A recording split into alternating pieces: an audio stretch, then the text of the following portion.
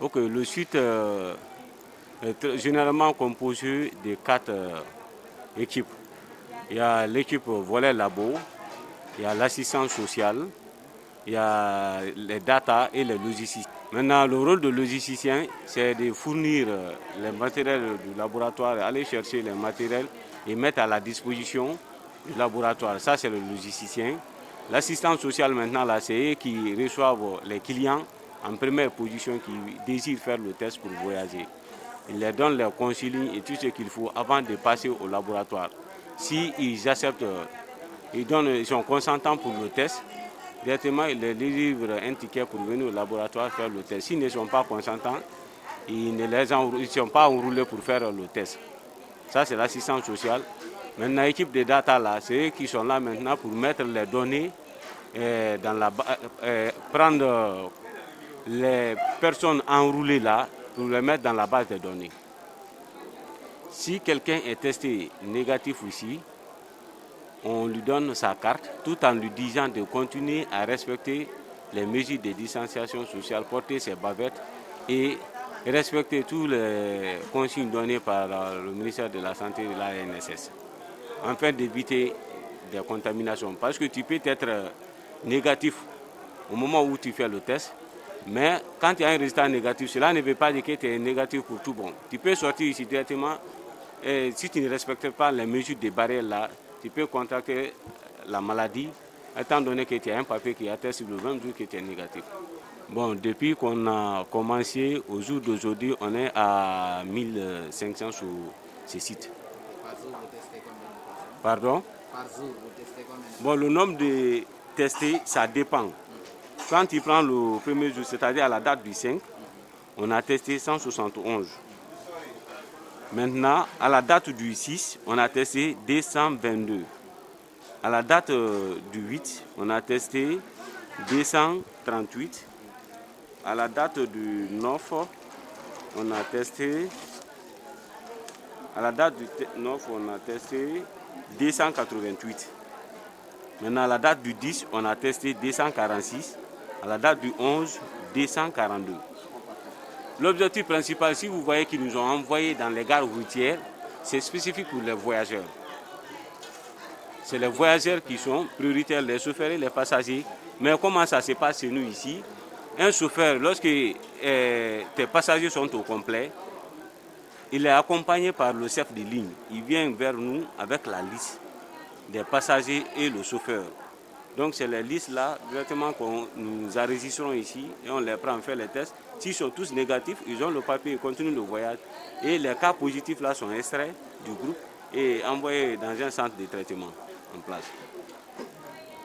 Bon, au départ, ce n'était pas facile puisqu'il n'y avait pas de compréhension entre, comment dirais-je, souvent ceux qui viennent faire les tests avec nous, puisque ce qu'on leur disait, ils n'acceptaient pas.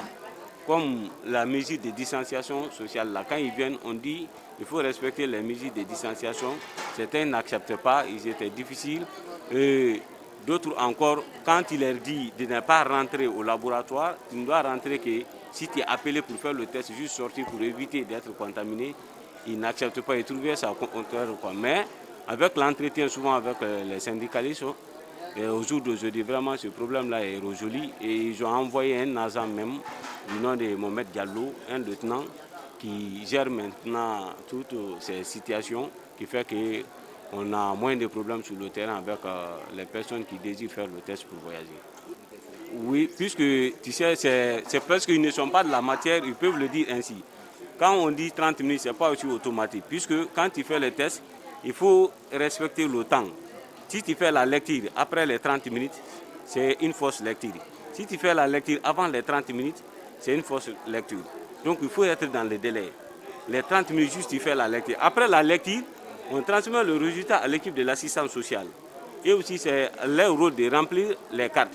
Puisqu'il ne peut pas, une fois que les personnes sont enroulées, il ne peut pas bondir directement sur les cartes pour remplir.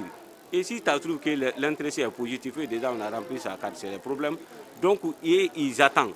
C'est quand le laboratoire leur donne les résultats, ils continuent maintenant à donner la carte aux personnes testées négatives Et les personnes testées positives maintenant, on les met à côté pour appeler l'équipe de la prise en charge afin de les amener dans un centre de traitement. Oui, on a eu des cas de positivité. Et quand tu prends comme ça à la date du 5, on a eu 5 cas positifs. À la date du 6, 6 cas positifs. À la date du 8, 6 cas positifs. À la date du 10, encore 6 cas positifs. À la date du 9, il n'y avait pas de cas. À la date du 11, 0 cas aussi.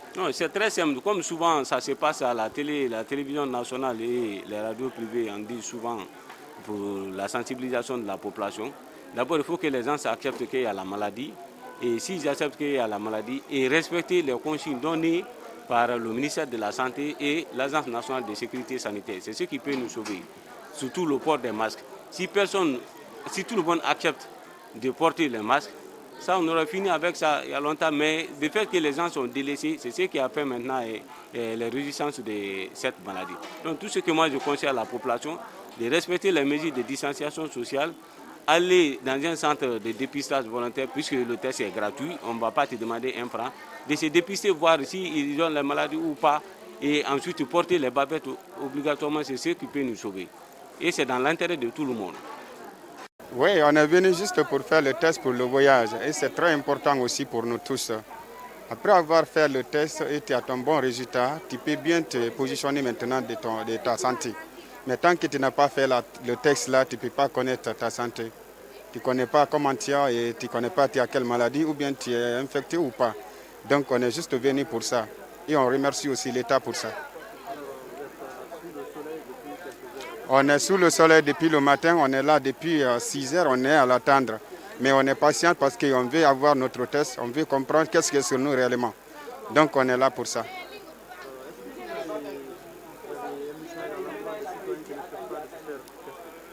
Oui, on a un message pour eux. Parce que tant que tu n'as pas fait le test là, et puis tu as la maladie là, tu vas infecter les autres.